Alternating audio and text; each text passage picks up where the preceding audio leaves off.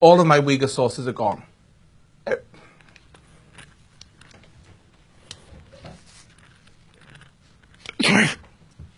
I can't talk to people because they're gone. I cannot reach them. I can't reach people like...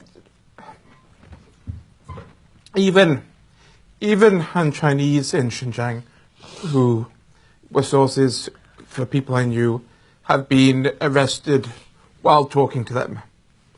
Students abroad who were saying, I'm being told that I must go back because if I do not go back, my parents will be sent to the camps. My brother will be sent to the camps.